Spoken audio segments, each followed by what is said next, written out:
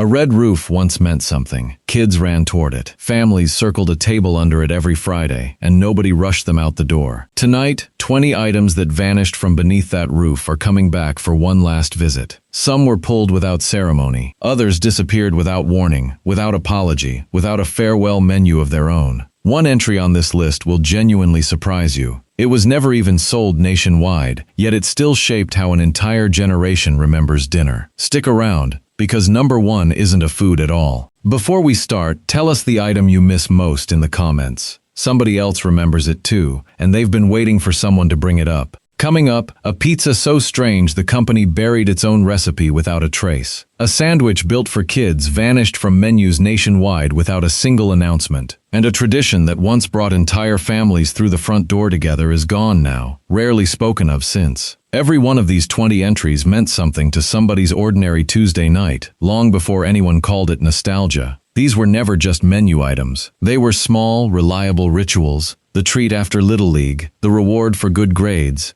the one night a week a tired working family didn't have to cook. Pizza Hut didn't just sell food, not really. It sold a booth, a jukebox glow, a waitress who already knew your order before you sat down. For immigrant families building a new life, it was often the first American restaurant that felt affordable enough to visit as a group. For church groups and school fundraisers, it was the default gathering spot, the place where community actually happened over shared slices. When these dishes disappeared, they took a piece of that ritual with them, and most of us never got the chance to say goodbye. If that feeling resonates, hit subscribe before the countdown begins. You'll want to see exactly where this story lands. Number 20. The Priazzo. Not really a pizza at all. The Priazzo was a double-crusted, deep dish declaration. Pasta, cheese, and sauce sealed inside like a savory pie nobody dared call dessert. Launched in the mid-1980s, it demanded a fork, a napkin, and a fully committed appetite. Families ordered it for birthdays and graduations, never for an ordinary weeknight, saving it specifically for the nights that mattered. It arrived steaming, cut into thick wedges that held their shape long enough to photograph before anyone touched a fork to it. It smelled like an Italian kitchen that had never quite existed anywhere else, and tasted like real ambition on a paper plate. Within a few short years it was gone, swapped out for simpler, cheaper builds that trained faster and shipped easier across a growing chain. The Priazzo tried to be more than pizza. America, it turned out, wasn't ready to eat that slowly. That decision to simplify looked small at first. It was, in fact, the opening move in a much longer retreat. Number 19. Bigfoot Pizza. 2 feet long, sliced into 21 squares, built to feed an entire household from a single order. Bigfoot arrived in 1993, swinging hard against Little Caesars' size wars. The boxes barely fit through car doors. Kids stood their little brothers next to it just to measure the difference. For a few loud years, bigger truly meant better, and Pizza Hut proudly owned the record. Then rising ingredient costs and shrinking margins caught up with the giant, one quarterly report at a time. It folded fast, a casualty of its own ambition. The lesson lingered longer than the pizza itself ever did. Spectacle sells once, but it almost never sells twice. Number 18. Cavatini Pasta Bake. Before pizza chains pretended to be Italian restaurants, Pizza Hut genuinely tried to be one. Cavatini layered 3 separate pastas, red sauce, and melted cheese into one baked dish, served bubbling straight from the oven in its own little casserole. Moms ordered it specifically for the one kid at the table who didn't like pizza. It tasted like a church potluck dressed up for a chain restaurant, comforting in a way fast food rarely bothered to be. By the 2000s, menus streamlined hard, and dishes that couldn't survive a flat delivery box lost their seat at the table entirely. Cavatini didn't fail on flavor. It failed a business model that had stopped rewarding patience. Number 17. The Sicilian Pizza. Thick, square, and cut like a casserole, the Sicilian carried a crust dense enough to hold its shape even cold, a genuine rarity in a chain built almost entirely around delivery speed. Working families bought it by the full tray for Sunday gatherings, stretching one order across an entire table of cousins, aunts, and neighbors who'd stopped by. It disappeared as national menus narrowed toward one dominant crust style, easier to train new hires on, and easier to standardize across thousands of locations at once. What America gained in consistency, it lost in texture, in character, in surprise. Nobody remembers a perfectly consistent pizza fondly. Number 16. Persian Lamb Pizza.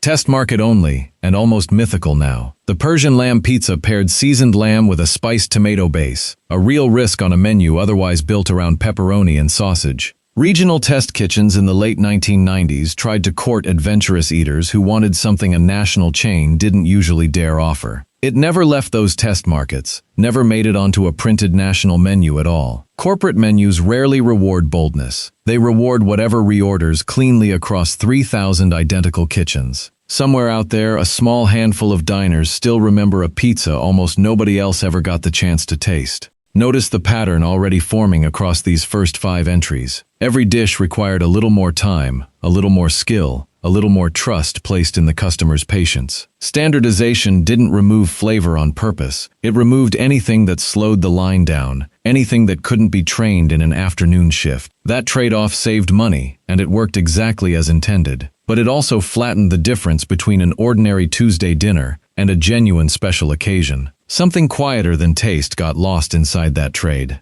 Number 15. Original stuffed crust, tomato basil edge. Everyone remembers stuffed crust. Fewer remember its earliest stranger cousin, a tomato basil ring baked directly into the edge back in 1995, well before the classic mozzarella-only version took over the concept for good. It tasted like a garnish nobody had actually asked for, but it marked something real. The exact moment Pizza Hut realized the crust itself could become the headline instead of an afterthought. The basil version vanished within a single season on shelves, yet the concept it introduced became arguably the chain's most famous innovation ever released. Sometimes the failed first draft still changes everything that follows it. Number 14. Chicago Dish Pizza.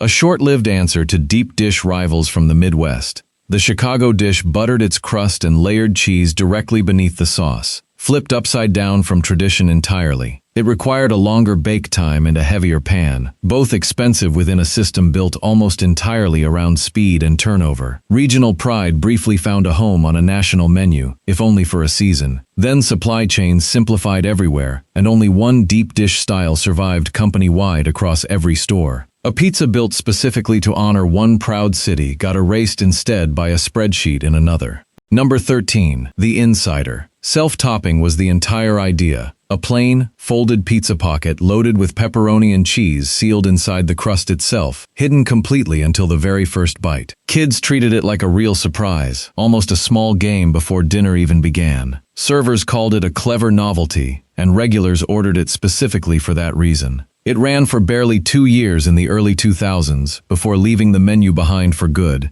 another casualty of a kitchen that had grown too busy for any extra step. The Insider asked customers for a little patience. Fast food, by that point, had almost none left to give anyone. Number 12. The Edge. Thin, rectangular, and cut into small squares loaded edge to edge with toppings. The Edge pizza was built specifically for people who hated crust and loved raw efficiency. Office lunches and college dorms kept it alive comfortably through most of the 2000s. It disappeared as menus consolidated around fewer core products, easier to train new employees on, and easier to photograph identically in every single store nationwide. The Edge wasn't unloved by the people who ordered it. It was simply too inconvenient to keep producing differently than everything surrounding it. Number 11. Ham and cheese melt. A folded sandwich, pressed and grilled fast, sold briefly alongside pizza for customers who wanted something smaller, quicker, and cheaper at lunch. It came wrapped tight in paper, hot enough to burn fingers straight through it, sold for under $3 at lunch counters that barely exist in that form anymore. It vanished as Pizza Hut narrowed its entire identity back toward pizza and pizza alone. A small, honest sandwich lost its shelf space to a bigger, louder brand story that had no room left for it. By the 2000s, a deeper shift had taken hold across nearly every American chain, not just this one. Menus weren't built to reflect a community's taste anymore. They were built to reflect a corporate spreadsheet's tolerance for complexity, line by line, quarter by quarter. Every dish so far on this list shared one thing in common. It took longer, cost more, or asked customers to slow down for a moment. Slowing down had become the one thing fast food could no longer afford to keep selling anyone. Number 10. Dessert pizza, apple and cherry. A folded pastry pizza, sweet filling sealed inside a lightly sugared crust, sold hot in a box that smelled exactly like a diner's dessert case at closing time. Families ordered one to split together after dinner, back when dessert still meant something genuinely shared rather than something delivered separately later that night. It left menus as packaged desserts from grocery stores grew cheaper and required no oven time at all to prepare. Convenience won that argument too, the same way it usually does.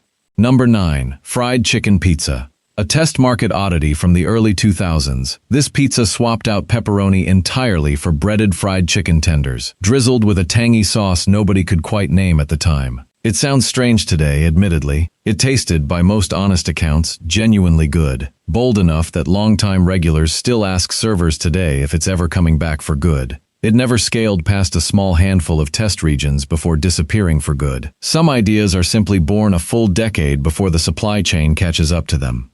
Number 8. Ultimate cheese lovers stuffed crust. Not just one cheese stuffed into the crust, but 5, layered and melted together into a ring so rich it came with its own calorie warning printed on early 2000s menus. It was excess treated as celebration, ordered specifically for birthdays and playoff games, the kind of indulgence nobody at the table bothered apologizing for. Health-conscious menu trends and steadily rising cheese costs retired it a few years later. What replaced it afterward was lighter, cheaper, and far less memorable to anyone who actually remembers the original. Number 7. The Pizza Hut Lunch Buffet. For one flat price, an entire table could eat without ordering a single specific item at all. Pizza slices, breadsticks, and salad refilled endlessly beneath heat lamps, a real gathering point for construction crews, retirees, and school groups alike. It thrived proudly through the 1990s as an honest value for working families running on tight lunch budgets during the week. Rising health code costs and shrinking store margins closed most locations' buffets for good, one region at a time. The simple idea of unlimited food, shared openly at one table, became too expensive for anyone to keep offering.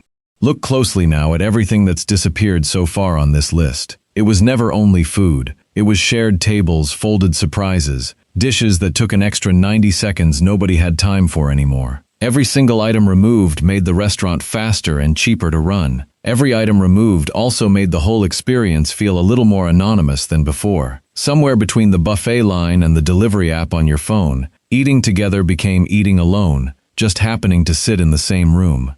Number 6. Ranch Dust Breadstick Seasoning. A small paper packet, dusted fresh over hot breadsticks right at the table, tangy and herby enough that regulars asked servers for extras before the actual entree even arrived. It was a tiny ritual, almost ceremonial in its own small way. Shake, wait a moment, then dip. Reformulated dipping sauces eventually replaced the seasoning entirely, cheaper to produce and far easier to standardize across thousands of separate kitchens. Nobody protested loudly when it left the menu behind for good. But something about that very first bite of a breadstick got noticeably quieter without it. Number 5. Original Thin and Crispy Recipe. Before national reformulation changed everything, the original thin and crispy crust snapped cleanly, rather than bent, baked inside stone-lined ovens that gave it a slightly charred, almost cracker-like edge nobody forgot. Longtime regulars from the 1970s and 80s can still describe the exact sound of that first bite decades later.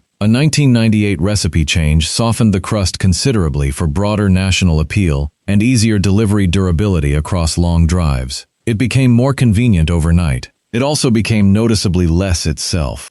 We're closing in on the top 5 now, and the pattern has only sharpened with each entry. Every item so far cost the company almost nothing to remove entirely. A recipe tweak here, a small seasoning swap there, barely a line item on any report. But each small cut chipped away steadily at the same underlying thing, the feeling that this restaurant was still building something worth remembering, rather than simply something worth reordering. Number 4. The Personal Pan Pizza Reading Program. Not sold exactly, earned. Millions of American schoolchildren through the 1980s and 90s read their way toward a free personal pan pizza, trading a small paper certificate at the counter for one warm, individual-sized reward. For an entire generation of kids, reading and pizza became permanently linked together, built entirely on trust between one company and thousands of classrooms nationwide. As reading incentive programs gradually shifted toward digital rewards and app-based point systems, the paper certificate and the honest counter exchange faded from most schools. A whole cherished childhood ritual moved slowly from a real counter to a glowing screen instead.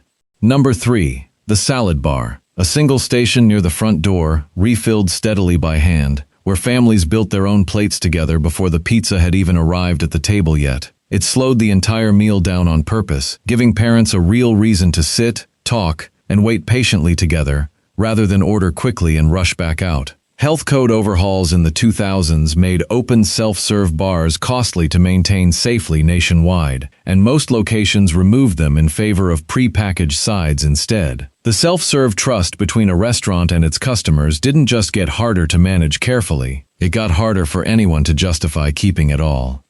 Number 2. Regional test kitchen specials. Cities once had their own distinct Pizza Hut identity. A Detroit-style square tested proudly here. A Cajun-spiced pie tested carefully there. Dishes built by regional managers who genuinely knew their own neighborhood's taste. National branding standardized menus hard for consistency and cost control through the 2000s and into the 2010s, and most local experiments simply never returned afterward. What disappeared here wasn't one single dish. It was the entire idea that a national restaurant chain could still taste noticeably different depending on which town you happened to be sitting in that night. Number 1. The dine-in experience itself. Not a topping, not a crust. The red roof outside, the stained glass lamp hanging low over the booth, the jukebox glowing in the corner, the waitress who somehow remembered your kids' names. That was always the real menu item, and it's the one piece of America that got lost completely. Thousands of dine-in locations closed permanently between the 2000s and today, replaced steadily by delivery-only kitchens tucked inside strip malls with no seating left at all. The parking lots emptied first, then the booths went dark, the lamps came down, and the buildings themselves were sold off or leveled entirely, one town at a time. You can still order a Pizza Hut pizza tonight, easily, from your phone. You can no longer sit inside the actual place that once made it feel like a real occasion worth dressing for. Everything else on this list was only a symptom. This was the disease underneath it all. 20 items, one single thread running steadily through every one of them. Convenience kept winning, and ritual kept losing. None of these disappearances happened by pure accident, and none of them happened all at once either. They happened the exact way most American traditions actually die, one cost-cutting memo at a time, until the booth is finally gone and nobody remembers precisely when it happened. What we lost wasn't really the pizza, it was the excuse to sit still together for an hour, the shared table, the certainty that this place would still be there next Friday, exactly as you left it. But here's what almost nobody talks about. Some of these recipes never actually vanished for good. They just moved underground, kept alive by home cooks who wrote the exact ratios down before the corporate version disappeared for good. Which means the taste you think is completely gone forever might still be one quiet Sunday afternoon away from your own kitchen table. So tell us in the comments, which one of these 20 would you bring back first? And who would you call to come eat it with you?